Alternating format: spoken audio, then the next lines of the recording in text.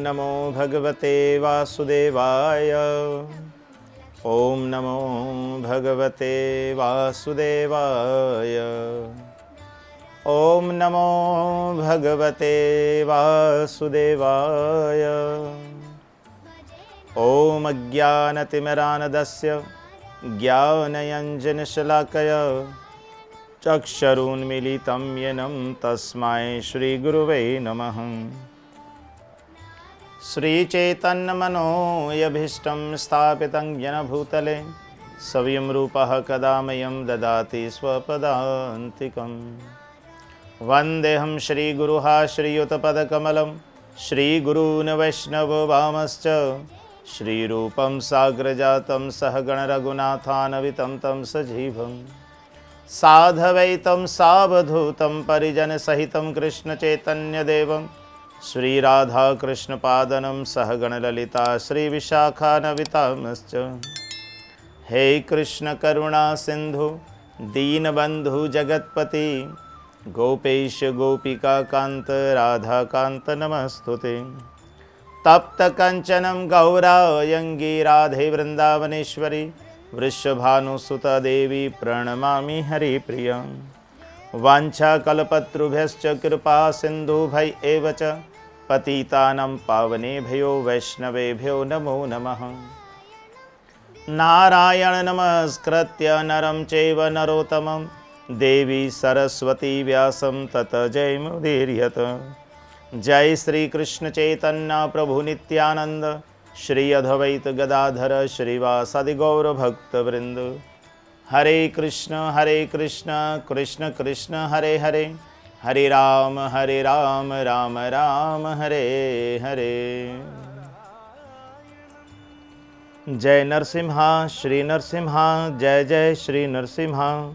प्रह्लादेशा जय पद्मा मुख पद्मा भृंगम उग्रं वीरं महाविष्णु ज्वलन्तं सर्वतोमुखं नरसिंहं भृषणं भद्रं मृत्युर्मृत्युं नमाम्यहम्।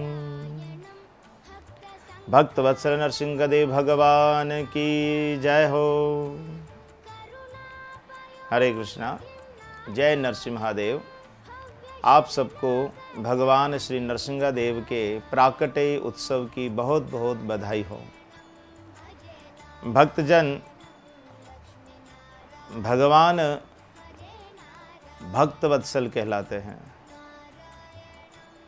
जिस प्रकार से वत्स जो है वो गाय के बछड़े को कहा जाता है, जिस प्रकार गाय जो है हमेशा अपने बछड़े के प्रति वत्स रहती है, वत्सल रहती है, वे हमेशा उसे प्यार करती है, चाटती रहती है, वे उसके पास ही रहती है। इसी प्रकार भगवान भी अपने भक्त से बहुत ही प्रीति करते हैं, प्रेम करते हैं। इसी प्रेम के कारण ही भगवान जो है अनेकों रूप धारण करते हैं। भगवान के कई अवतार हुए, भगवान ने कई अवतार लिए। अलग अलग उद्देश्य से भगवान ने जो है वो ये अपने अवतार लेकर, अपने रूप जो है वो धारण कर भगवान धरती पर आए, स्वर्ग आदि में आए। कई अनेकों स्थानों पर भगवान ने अपने अवतार लेकर के जो है वो कहीं पर धर्म की स्थापना करने के लिए, कहीं पर असुरों का नाश करने के लिए। लेकिन मुख्य कारण जो है वो ये है, भक्त वत्सल है भगवान। अपने भक्त से भगवान बहुत प्रेम करते हैं। इसी प्रकार से जो भगवान का अवतार है नरसिंहदेव, वे उग्र स्वरूप है भगवान का। हम देखते हैं कि राम स्वरूप है, कृष्ण स्वरूप है भगवान का, वामन स्वरूप है, वराह है, मत्स्य है, कुर्म है, मोहिनी स्वरूप है भगवान का इत्यादि। यहाँ तक कि परशुराम भी उग्र स्वरूप जो है माना जाता है, पर वे ब्राह्मण थे। लेकिन आप देखें कि भगवान का जो है ये जो नरसिम्हादेव जो स्वरूप है ये उग्र स्वरूप है। लगता भयानक है, लेकिन ये करुणामयी अवतार है भगवान का, करुणा स्वरूप है भगवान का। हाँ, ये उनको भयानक लगता है, उनको डरावना लगता है जो भगवान पर श्रद्धा नहीं रखते हैं, या भगवान की महिमा से जो परिचित नहीं हैं, उन्हीं को ये भयानक लगता है। पर भक्त तो इस स्वरूप से बड़ा प्रेम करते हैं। जैसे सबसे ऊंची प्रेम सगाई, हम ये भजन जब सुनते हैं तो उसमें कई ऐसे उदाहरण दिए गए हैं कि भगवान जो है वो प्रेम के कारण भगवान ने क्या क्या नहीं किया। प्रेम के बस अर्जुन रथ हाँकियो, भूल गए ठकुराई। मीठे बेर सबरी के खाए, हाँ भूल गए रघुराई, सबसे ऊंची प्रेम सगाई। तो इसी प्रकार भगवान नरसिंहदेव की जो कथा है वे भागवतम महापुराण के 7वें स्कंद में हमें प्राप्त होती हैं। भगवान का प्राकट्य, भगवान किस प्रकार जो है वो एक खंबे, एक पिलर में से जो है वो प्रकट हुए, प्रकट होकर के भगवान ने किस प्रकार हिरण्याकशिपु का वध किया, प्रहलाद महाराज की रक्षा की, ये सारी कथाएं हमें प्राप्त होती है भागवतम महापुराण से। पर ब्रह्मा जी के वचन के अनुसार, चूँकि ब्रह्मा जी ने हिरण्याकशिपु को ये वरदान दिया था, इसी बात को जो है वो सिद्ध करने के लिए भगवान ने ये नरसिंह रूप लिया। क्योंकि हिरण्याकशिपु ने तप करके भगवान ब्रह्मा जी से ये वरदान मांगा था कि मैं ना मानव से मरूं, ना दानव से मरूं, ना सुर से, ना असुर यानी देव और दानव आदि किसी से नहीं मरूं, ना मैं किसी अस्त्र ना किसी शस्त्र से मरूं, ना मैं दिन में मरूं ना रात में मरूं, ना घर के भीतर और ना घर के बाहर में मरूं, ना मैं ऊपर मरूं ना मैं नीचे मरूं, इत्यादि ऐसे वरदान मांग करके जो है वो ब्रह्मा जी को उन्होंने जो है वो परेशान कर दिया था। पर भगवान जो है वो अपने भक्तों के रक्षक हैं। ब्रह्मा जी के वचन की भी लाज उन्होंने रखी और इस प्रकार भगवान ने एक अद्भुत रूप जो है वो लिया। भगवान नरसिंह की जब हम प्रार्थना गाते हैं तो उसमें भगवान के स्वरूप को अद्भुत ही बताया है। बड़ा अद्भुत स्वरूप है नरसिंहदेव भगवान का ये स्वरूप। तो कथा में हम प्रवेश करते हैं। तो कथा को हम थोड़ा सा इस प्रकार समझने का प्रयास करेंगे कि चारों कुमार जब, लेकिन ये कथा भागवत में तीसरे स्कंद में आधी कथा है, जहाँ पर हिरण्याकशिपु का भाई हिरण्याक्ष के विषय पर जब ये कथा हुई थी, तब जो है वो उन दोनों भाइयों की जन्म की कथा वहाँ प्राप्त होती है। तो वहीं पर जो है ये डिटेल में नारद मुनि बताते हैं कि चार कुमार जो है वो किस प्रकार से भगवान का वैकुंठ में दर्शन करने जा रहे थे और वहाँ पर भगवान के जो द्वारपाल है जय विजय, उन्होंने उनको रोका।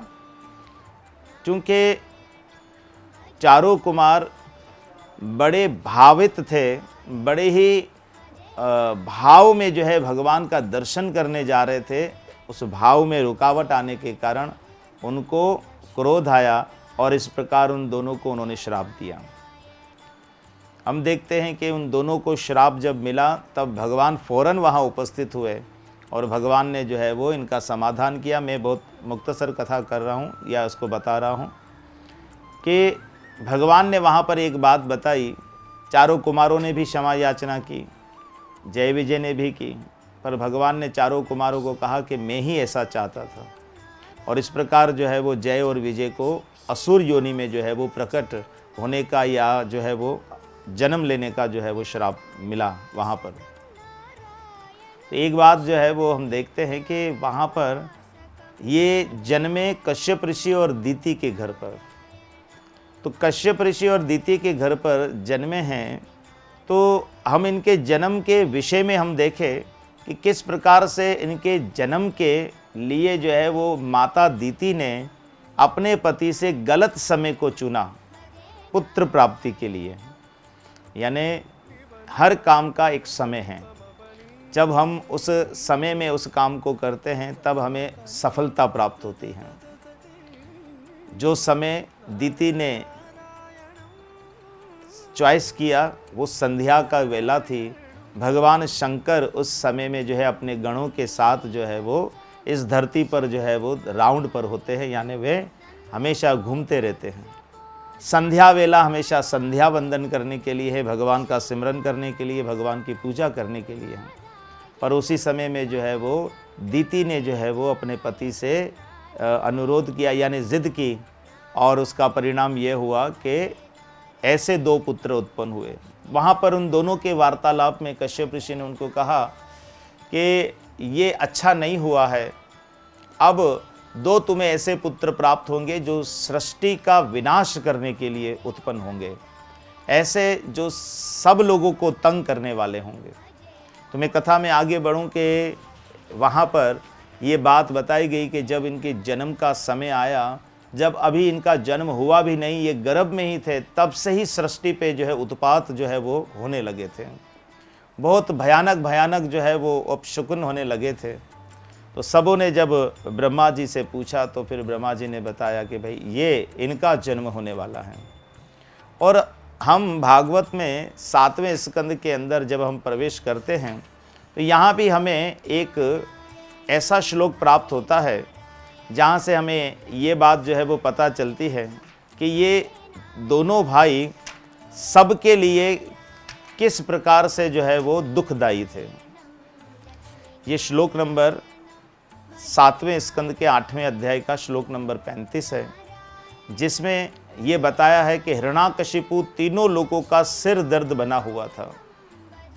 अतएव जब स्वर्ग लोक में देवताओं को की पत्नियों ने देखा कि इस महान असुर का वध पूर्ण पुरुषोत्तम भगवान के हाथों से हो गया है, तो उनके चेहरे प्रसन्नता के मारे खिल उठे। यानी इनका जो जन्म जब होने वाला था तब भी सृष्टि के मानवों के लिए जो है वो सब के लिए जो है वो दुखदाई था, और जब ये मारा गया तो सब ने खुशियाँ मनाई। कबीरा जब हम पैदा हुए, जग हंसे और हम रोए। ये अक्सर जो है वो भजनों के अंदर या सत्संगों के अंदर जो है ये दोहा दोहराया जाता है। कबीर साहब का दोहा है जिसमें बताया गया है कि कबीरा जब हम पैदा हुए, जग हंसे हम रोए, ऐसी करनी कर चलो कि हम हंसे और जग रोए। तो हम सब को एक मैसेज प्राप्त होता है कि इन दोनों भाइयों के जन्म से पहले और जन्मते ही इस सृष्टि में सबको ये दुखदाई बने, सबको इन्होंने परेशान किया। आइए हम अपने जन्म को इस प्रकार से विफल ना करें, हम दूसरों के लिए मुसीबत ना बने, हम दूसरों को इस प्रकार से प्रताड़ित करने वाले न बने, हम दूसरों को जो है वो परेशान करने वाले न बने। दूसरी तरफ हम देखते हैं कि इन्हीं के घर जो है हिरण्याकशिपु के घर प्रहलाद महाराज जो है वो उन्होंने जन्म लिया, जिन्होंने बल्कि उन्होंने अपने पर हुए अत्याचार का भी कोई प्रतिरोध नहीं किया, यानी कोई बदले की ना भावना रखी, ना आवाज़ उठाई। यहाँ तो हमें सिखाया जाता है अगर आपके साथ आप पर अत्याचार हो रहा है, आपका हक छीना जा रहा है, आपके साथ नाइंसाफ़ी हो रही है, तो आवाज़ बुलंद करो, अपने हक के लिए बोलो। लेकिन प्रहलाद महाराज ने ऐसा कुछ नहीं किया, वे सारे अत्याचारों को उन्होंने सहन किया। उनको पूरा विश्वास था भगवान पर, और वे इस ज्ञान से भी परिचित थे। किस ज्ञान से परिचित थे? वे इस ज्ञान से परिचित थे कि वे ये शरीर नहीं हैं। वे क्या है? वे सच्चिद आनंद भगवान श्री कृष्ण के का अंश है, एक दिव्य चेतना यानी दिव्य आत्मा है वो। इस ज्ञान से वे परिचित थे। नारद मुनि के शिष्य थे, नारद मुनि के द्वारा उनको ये दिव्य ज्ञान प्राप्त था। इसी कारण से, इसी बात से उन्होंने जो है वो कभी भी जो है वो अपने पर हुए अत्याचार आदि जो भी हुआ उनके साथ, उनका प्रतिरोध यानी उनका बदला उन्होंने नहीं लिया, यानी उसके ऊपर कोई आवाज़ नहीं उठाई। वे जानते थे जो कुछ हो रहा है ये सब शरीर के साथ हो रहा है, मैं एक दिव्य आत्मा हूँ, मेरा इनसे कोई लेना देना नहीं है, और मेरे साथ जो कुछ भी हो रहा है भगवान की इच्छा से हो रहा है, और इसी में मेरा भला है, ऐसा जान करके प्रहलाद महाराज शांत रहे। और दूसरी तरफ हम उनके पिता को देखते हैं कि इनके पिता जो है वो भगवान बनने का प्रयास कर रहे थे, हिरण्याकशिपु। तो हम देखते हैं कि भाई ये सबके लिए सर दर्द जो है वो बना हुआ था, हिरण्याकशिपु। इनके घर प्रहलाद महाराज का जन्म हुआ। प्रहलाद महाराज के जन्म के बाद ही प्रहलाद महाराज जब कुछ बड़े हुए तो उनको गुरुकुल भेजा गया, और प्रहलाद महाराज को गुरुकुल में ये शिक्षा जो है वो दी जाने लगी कि हिरण्याकशिपु भगवान है, और इत्यादि जो राजनीति की जो शिक्षा है, किस प्रकार से प्रजा पर शासन करना है, हाँ? किस तरह से बहुत कुछ जो शिक्षाएं हैं जो होनी चाहिए एक राजकुमार के पास, एक राजा के पास, वो सारी शिक्षाएं शुक्र आचार्य के पुत्र षंड और अमर्क दिया करते थे। पर प्रहलाद महाराज इन सारी बातों पर ध्यान न देते हुए वे हमेशा भगवान के चिंतन में लीन रहते हैं। वे हमेशा ही भगवान के नाम का संकीर्तन किया करते थे। प्रिय भक्तों, इसी भागवत महापुराण के अंदर हम ये भी शिक्षा जो है वो पाते हैं कि प्रहलाद महाराज किस प्रकार से अपने क्लास फेलो जितने भी गुरुकुल में उनके मित्र थे उनके साथ बैठकर भगवान का, उन सबको बिठाकर भगवान का कीर्तन कराया करते थे। उन सबको बिठा करके वे भगवत कथा किया करते थे। हकीकत में प्रहलाद महाराज ने हम सबको ये शिक्षा दी कि अगर हम भगवत प्राप्ति करना चाहते हैं, अगर हम जो है वो भगवान का प्रेम प्राप्त करना चाहते हैं, तो हम अपने जीवन के अंदर इसी प्रकार से भगवत नाम का कीर्तन करें। भगवत लीला जो है, भगवान की जो लीलाएं आदि हैं, भगवान के जितने दिव्य गुण हैं उनकी महिमा गाएं, उनकी चर्चा करें, है ना। प्रहलाद महाराज उन छोटे छोटे बालकों को जो उन्हीं के हम उम्र थे उनको बिठा करके भगवान की शिक्षाएं जो है वो दिया करते थे। उसी प्रकार उनमें एक शिक्षा उन्होंने दी कि भगवान के नाम का उच्चारण उच्च स्वर में किया जाना चाहिए, यानी ऊंची आवाज़ में करना चाहिए। बोला ऐसा क्यों? बोला ऐसा इसलिए कि जब भगवान का नाम जो है वे पतित पावन है, भगवान और भगवान के नाम में कोई अंतर नहीं है। जब भगवान के नाम को लिया जाता है उच्च स्वर से तो उन सारे प्राणियों का कल्याण होता है जो प्राणी अपने मुख से भगवान का नाम नहीं ले सकते हैं। क्योंकि कई जीव ऐसे हैं जिनको बोलने की शक्ति नहीं है, उनकी अपनी बोली है और वो उन बोली के अंदर वे भगवान का नाम उच्चारण नहीं कर सकते। फिर हम मानव हैं, हम मानव में भी कई ऐसे मनुष्य हैं जो किसी ना किसी कारण से भगवत नाम जो है उच्चारण नहीं कर पाते या नहीं करते, किसी भी कारण से। लेकिन भगवान ने उनको कान दिए हैं, ये करण रंध्र जो है जो दिए हैं कृष्ण ने। इसीलिए प्रहलाद महाराज ने कहा कि जो भक्त लोग हैं, जो भगवान के प्रेमी भक्त हैं, वे भगवान के नाम का उच्चारण उच्च स्वर से करें ताकि वे भगवान के नाम का रस कानों के द्वारा उन सारे जीवों के हृदयों में जाए, और जहाँ कई जन्मों की जो है वो मेल जो जमी है आत्मा पर या हृदय पर, वे धूल जो है वो इस प्रकार से साफ हो, फिर उनका भी भाग्य उदय होगा और वे भी भगवत नाम का रस पान कर सकेंगे। इसी प्रकार प्रहलाद महाराज को उन्होंने एक बार गुरुकुल से बुलाया और अपनी गोद में बिठाकर पूछा, प्यारे प्रहलाद पुत्र, क्या तुमने जो कुछ अब तक पढ़ा है या सीखा है उसमें से क्या अच्छी बात है मुझे सुनाओ। तो प्रहलाद महाराज ने जो है वो भगवान के नाम की महिमा, भगवान की सेवा, नवदा भक्ति के विषय पर बताया। तो भगवान विष्णु का नाम सुनकर के आग बगुला हो गया और जो है वो उनके गुरुओं को उन्होंने जो है वो बुरा भला कहा और कहा तुम लोगों ने क्या सिखाया ये। उन्होंने कहा हमने इनको नहीं सिखाया है, हो सकता है किसी ने इसे बहका दिया है, आप चिंता ना करें, हम इनको फिर दोबारा से हमें मौका दे, हम इनको जो है वो और अच्छी तरह से जो है वो ट्रेन करते हैं या सिखाते हैं।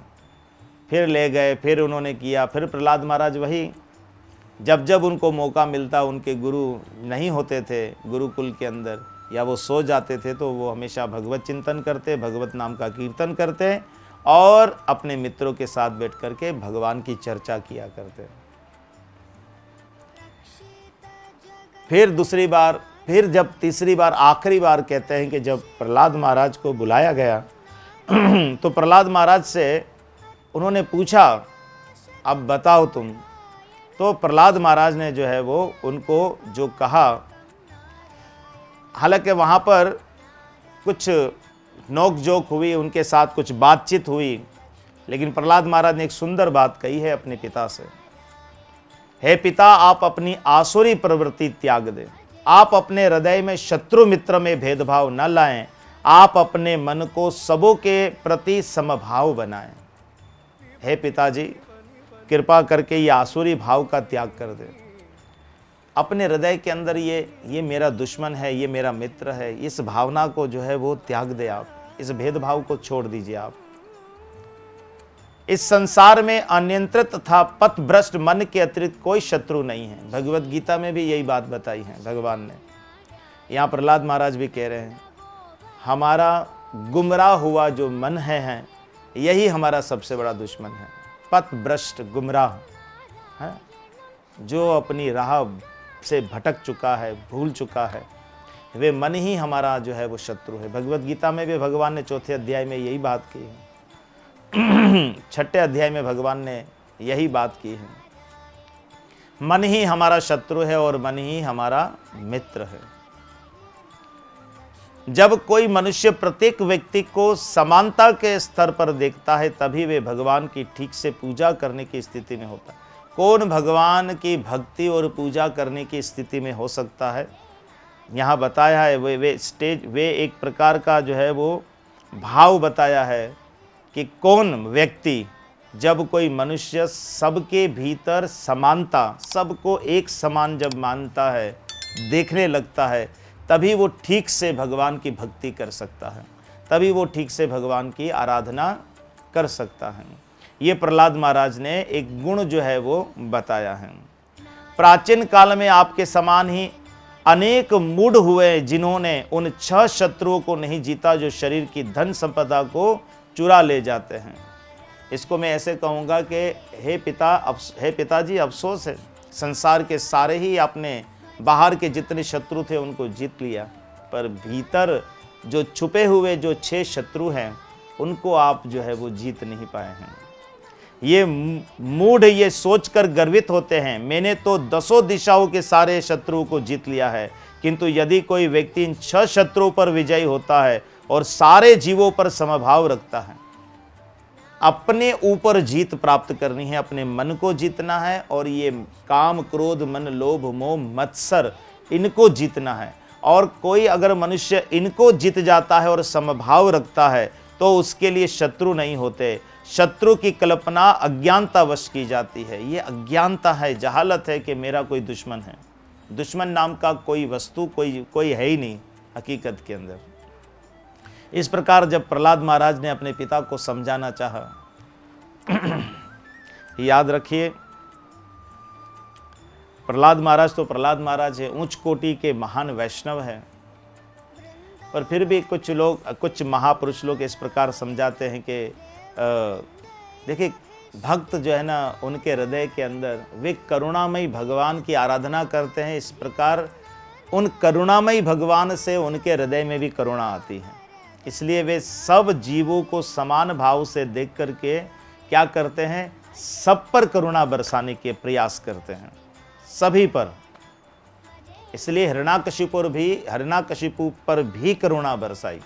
हम रामायण में देखते हैं कि किस प्रकार से जो है विभीषण ने करुणा बरसाई रावण पर, रावण को समझाया, बहुत समझाया, पर वे अपने अभिमान के कारण, अज्ञानता के कारण जो है वो, हालांकि अज्ञानी नहीं था, रावण अज्ञानी नहीं था, पर फिर भी वे मोह के कारण, काम आसक्ति के कारण वे अंधा हो चुका था, इसलिए उनको अज्ञानी कहा गया और वे उस करुणा का लाभ नहीं उठा सका जो विभीषण ने उस पर करुणा की। इसी प्रकार प्रहलाद महाराज ने भी करुणा की, समझाने का प्रयास किया, पर हिरण्याकशिपु नहीं समझा और इस प्रकार से हिरण्याकशिपु ने जो है वो बहुत बुरा भला कहा और इस प्रकार आखिरकार जो है वो प्रहलाद महाराज को एक बात जो है वो कह दी कि तू बड़ा जो है वो ये कहता है कि भाई भगवान तुझे बचाएगा, भगवान तुझे बचाएगा। तो कहते हैं कि अतिशय क्रोध के कारण महाबली हिरण्याकशिपु ने अपने महाभागवत पुत्र को अत्यंत कटु वचन कहे और उसकी भर्त्सना की। उसे बारंबार शाप देते हुए हिरण्याकशिपु अपनी तलवार लेकर अपने राजसी सिंहासन से उठ खड़ा होकर और अत्यंत क्रोध के साथ खंभे पर मुष्टि का प्रहार किया। यानी उसने पहले कहा कि क्या तुम कहते हो भगवान सब जगह है, तो क्या इस खंभे में भी भगवान है? तो प्रहलाद महाराज ने निसंकोच होकर के कहा हाँ, इस खंभे में भी भगवान है। भगवान तो सर्वत्र है, आप में भी है, मुझ में भी है, सर्वत्र भगवान है। पर आप मुझसे अगर पूछ रहे कि इस खंभे में भी है, तो यकीनन भगवान खंभे में भी हैं। इसी प्रकार से जो है वो सब भक्त और माताओं, ये बात हमें समझने की है कि भगवान हमारे हृदय में होते हैं। पूज्य बापूजी एक बात जो है वो समझाते हुए कहते हैं कि अगर हृदय में भगवान है हमारे, तो फिर हमें सर्वत्र ही भगवान जो है वो नज़र आएंगे, है ना। जिनके हृदय में भगवान नहीं होते ना, वही कहते हैं मूर्ति में भगवान नहीं है। मूर्ति तो एक स्टैचू है, एक बेजान वस्तु है, वो कहाँ भगवान हो सकती है। हकीकत में भक्तों के हृदय में भगवान है। इसी कारण जो है वो उनको मूर्ति में भी भगवान की ही वे छवि है, इसलिए जो है वो भगवान को मूर्ति में भी, यानी भगवान को मूर्ति से वो अलग नहीं मानते हैं। यही बात शास्त्रों की है, यही बात जो है वो आचार्य गण भी जो है यही बताते हैं कि हमारी भावना के अनुसार हमारे पुकारने पर भगवान जो है वो दिव्य स्वरूप है। वे दिव्य स्वरूप जो है वो भगवान उस अर्चा विग्रह के अंदर प्रवेश करते हैं, हमारे कहने पर, हमारे पुकारने पर, हमारे बुलाने पर। जब हम भगवान को बुलाते हैं तो वे उस अर्चा विग्रह में आते हैं। अपनी कृपा करने के लिए भगवान हमें अपने जो है वो सेवा प्रदान करने के लिए भगवान उस अर्चा विग्रह में प्रकट होते हैं।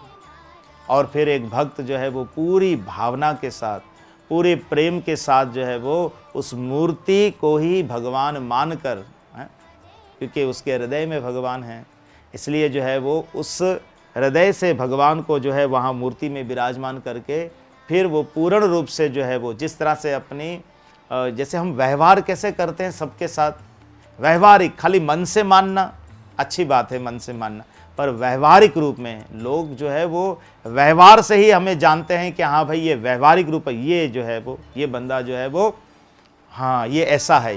व्यवहार से बुरा समझा जाता है, व्यवहार से अच्छा समझा जाता है, उसी से पता चलता है। इसी प्रकार भक्त जो है वो हृदय में तो भगवान है, पर जब विग्रह के अंदर भगवान को मान करके जब व्यवहारिक रूप से उनकी सेवा करता है ना, और भगवान जो है इसी प्रकार से उस भक्त को अपनी सेवा का अवसर देते हैं, है ना। उनको आरती करना, उनको भोग लगाना, हाँ, उनको स्नान कराना, उनको विश्राम कराना। कौन कहते हैं कि भगवान खाते नहीं, शबरी की तरह तुम खिलाते नहीं। हाँ, कौन कहते हैं कि भगवान आते नहीं, मीरा की तरह तुम बुलाते नहीं। और कौन कहते हैं कि भगवान सोते नहीं, माँ यशोदा की तरह तुम सुलाते नहीं, है ना। इस प्रकार व्यवहारिक भक्त जो है वो, तो भगवान खंबे में जो है वो क्या हुआ, उसने खंबे में जो है वो एक मुष्टिक यानी कि एक मुक्के का जो है प्रहार किया, और उस प्रहार से जो है वो एक भयानक आवाज़ आई। हालांकि हिरण्याकशिपु इस आवाज़ से खुद भी खौफजदा हो गया, डर गया, भयभीत हो गया, क्योंकि उसको ये बात पता थी कि मेरी शक्ति तो है, मैं मारूं, ये फट भी जाए, ये आवाज़ भी आए, लेकिन ऐसी आवाज़, क्योंकि वे केवल खंबे को मुक्के मारने से आवाज़ नहीं थी, वे गर्जना की आवाज़ थी। भगवान ने अपनी गर्जन की, भगवान ने भयानक अपनी जो है अट्टहास कहा गया है, यहाँ पर भगवान ने अपनी जो है वो आवाज़ निकाली, और इस आवाज़ को सुनकर जो है वो सारे लोग भयभीत हो गए। ऐसा बताते हैं कि इस प्रकार से अपने ही पुत्र को मारने के इच्छुक हिरण्याकशिपु ने जो इस तरह अपना द्वितीय शौर्य दिखला रहा था, जब एक अद्भुत भीषण घोर ध्वनि सुनी जिसे इसके पूर्व उसने कभी नहीं सुना था। ऐसी आवाज उसने कभी नहीं सुनी थी। इसी ध्वनि को सुनकर अन्य असुर नायक भी भयभीत हुए। उस सभा में इस ध्वनि के उद्गम को कोई नहीं ढूंढ पाया। अब ये आवाज कहाँ से आई किसी को पता नहीं चला, कोई नहीं जान पाया। हिरण्याकशिपु ढूंढ रहा था। यहाँ एक बहुत सुंदर श्लोक है, उस श्लोक को हम लेंगे 7वें स्कंद 8वां अध्याय और 17वां जो है वो ये श्लोक है, जिसमें बताया गया है सत्यम विधातुम निज भ्रतय भाषितम व्याप्तिम च भूतेषु अखिलेषु च आत्मना अदश्यत अति अद्भुत रूपम उद्दहन स्तंभे सभायाम न मृगम न मानुषम। अपने दास प्रहलाद के वचनों को सिद्ध करने के लिए भगवान जो है वो हमेशा अपने भक्त की रक्षा भी करते हैं, अपने भक्त के वचनों को पूरा भी करते हैं। भगवान यानी भक्त के मुंह से अगर कोई बात निकल जाए फिर भगवान पूरा ही पूरा करते हैं। जगन्नाथपुरी में एक लीला हुई, आइए इस बात से मैं आपको एक लीला की घटना सुनाता हूँ। बहुत पहले ये हमने लीला सुनी कि एक पुजारी था जो बूढ़ा था और भगवान जगन्नाथ की पूजा किया करता था। वहाँ के जो राजा थे वे अक्सर जो है वो आया करते थे भगवान का दर्शन करने इस प्रकार से, और किसी कारण जो है वो एक बाल जो था, वे पूरी कथा मुझे याद नहीं पर वे एक सफ़ेद बाल जो था उस बूढ़े पुजारी का, वे जो है वो किसी प्रकार जो है वो राजा के प्रसाद में इत्यादि में चला गया। तो वो जो है वो देखकर राजा जो था वो थोड़ा सा क्रुद्ध हुआ और वो भी हुआ कि ये बाल कहाँ से आया। अब पुजारी ने अपनी जान बचाने के लिए कह दिया कि ये बाल भगवान का है। अरे भगवान के सफ़ेद बाल कैसे हो सकते हैं, ये तो हो ही नहीं सकता। इस बात की जो है वो पुष्टि करने के लिए राजा ने कहा मैं कल आऊँगा और मैं खुद देखूँगा कि भगवान के बाल है कि नहीं है, और ये भी सफ़ेद। तो इस प्रकार से जो है वो ये बात कही तो वो पुजारी जो है वो बहुत डर गया और भगवान के सामने जो है वो याचना करने लगा, भगवान से प्रार्थना करने लगा, भगवान मैंने झूठ बोला है पर भगवान मैं क्या करूं, मैं बस आपकी शरण में हूं, भगवान आप ही मुझे बचा सकते हैं। दूसरे दिन राजा आया और राजा ने आकर जो है वो जब तहकीक की और उसने जब देखा तो वाकई ही भगवान जगन्नाथ के जो है पीछे की साइड पर जो बाल थे वो सफ़ेद थे। तो भगवान अपने भक्त वत्सल, मैंने पहले ही कथा की शुरुआत की, भगवान भक्त वत्सल है, अपने भक्तों से बड़ा प्रेम करते हैं, प्रीति करते। लेकिन भक्त मेन चीज़ क्या है, भक्त हो जो निष्कपट हो, निश्चल हो, हाँ, पूरी ईमानदारी के साथ वे भगवान की भक्ति करने वाला हो, तभी भगवान जो है वैसे भक्त की साइड लेते हैं। इसी प्रकार यहाँ पर प्रहलाद महाराज के वचन को पूरा करने के लिए वे सत्य है, अर्थात ये सिद्ध करने के लिए कि परमेश्वर सर्वत्र उपस्थित है, भगवान सब जगह है। जो प्रहलाद महाराज ने कहा भगवान सब में है, आप में भी है, मुझ में भी है, सर्वत्र भगवान है। इतो नरसिम्हो परतो नरसिम्हो यतो यतो यामी ततो नरसिम्हो, है ना। ये हम जब प्रार्थना गाते हैं भगवान की तो उसमें यहाँ भी है वहाँ भी है, सर्वत्र सब जगह भगवान नरसिंहदेव है, यानी भगवान सब जगह है। यहाँ तक के सभा भवन के खंबे के भीतर भी है। पूर्ण पुरुषोत्तम भगवान श्री हरि ने अपना अभूतपूर्व अद्भुत रूप प्रकट किया। ये रूप ना तो मनुष्य का था ना सिंह का। इस प्रकार भगवान उस सभा कक्ष में अपने अद्भुत रूप में प्रकट हुए। बोलो नरसिंहदेव भगवान की जय हो। इस प्रकार भगवान उस खंबे में से प्रकट हुए। उस रूप के बारे में बताया, ना वे मनुष्य का था ना वे सिंह का था। कैसा था? नर हरि, है ना। नर यानी पुरुष भी है और हरि यानी कि सिंह भी है। तो भगवान नर सिंह ऐसे जो है वो भगवान के जो है वो रूप के सबने दर्शन किए। इस प्रकार से जो है भगवान ने अपने भक्त वत्सलता के कारण प्रहलाद महाराज पर करुणा बरसाने के लिए, कृपा करने, उनकी रक्षा करने के लिए, उनके वचनों को पूरा करने के लिए भगवान ने नरसिंह रूप के अंदर भगवान प्रकट हुए और इस प्रकार हिरण्याकशिपु का वध किया। हिरण्याकशिपु का वध हो जाने के बाद यहाँ देवताओं ने स्तुति की है, तो हम इन देवताओं की स्तुति के लिए एक 2-3 श्लोक है जो भगवान ब्रह्मा जी का और भगवान शंकर का है, उसको जो है वो हम श्रवण करते हैं। ब्रह्मा जी ने प्रार्थना करते हुए कहा,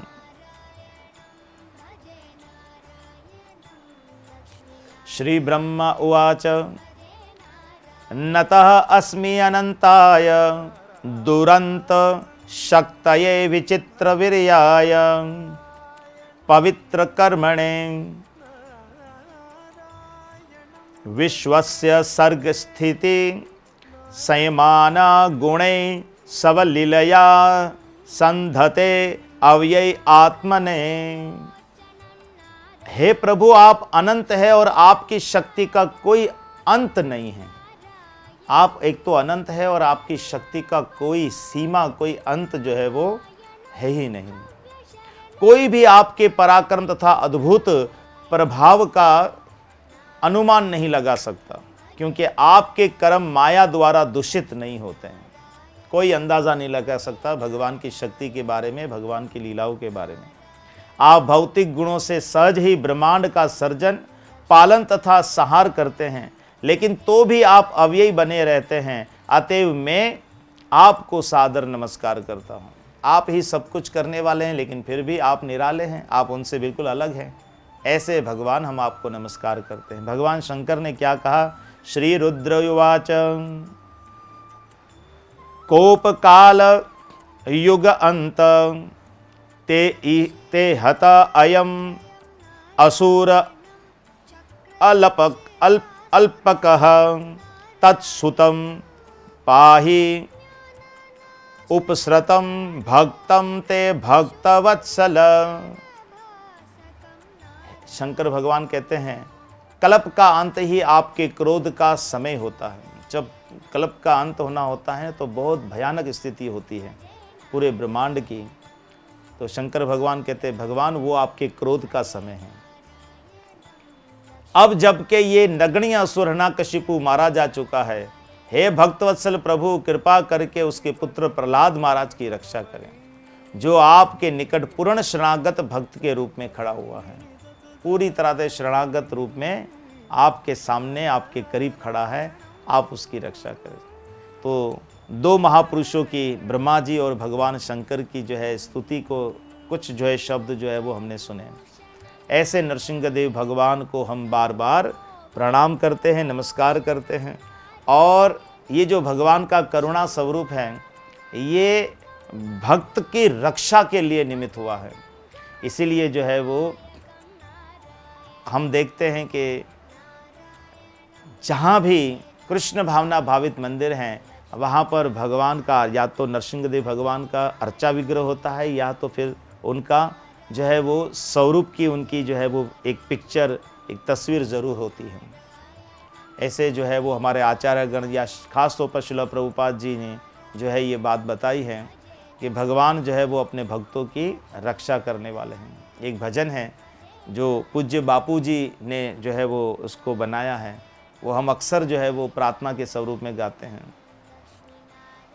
तारा है सारा ज़माना प्रभु हमको भी तारो। एक ये भजन है और एक दूसरा है, मुझे याद नहीं आ रहा अभी।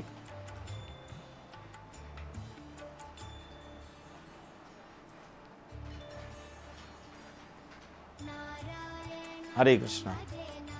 इस प्रकार नरसिंहदेव भगवान भक्त वत्सल है और कृष्ण भावना भावित या इत्यादि जहाँ भी हैं भक्त लोग, जब भी भगवान को पुकारते हैं और भगवान जो है वो अपने भक्तों की रक्षा करते हैं। और नरसिंह रूप जो है हमेशा इसकी स्तुति, इसकी प्रार्थना हर मंदिर में, हर घर में जो है वो रोज़ जो है वो सुबह और शाम हुआ करती है, क्योंकि भगवान का जो ये रूप है ये भक्त की रक्षा के लिए ही हुआ है। और हम देखते हैं कि इस कलयुग में भी भक्तों पर अनेकों कष्ट जो है वो आते रहते हैं। भक्त कभी घबराते नहीं हैं, पर फिर भी भगवान के स्वरूप की वे हमेशा जो है उपासना करते हैं, प्रार्थना करते हैं, और वे इस स्वरूप से भक्त जितने भी हैं वे प्रेम करते हैं। कोई भी भक्त इस स्वरूप से डरते नहीं हैं, बल्कि वे प्रेम करते हैं। हरे कृष्णा। आप सबका बहुत बहुत धन्यवाद। नरसिंहदेव भगवान की जय हो।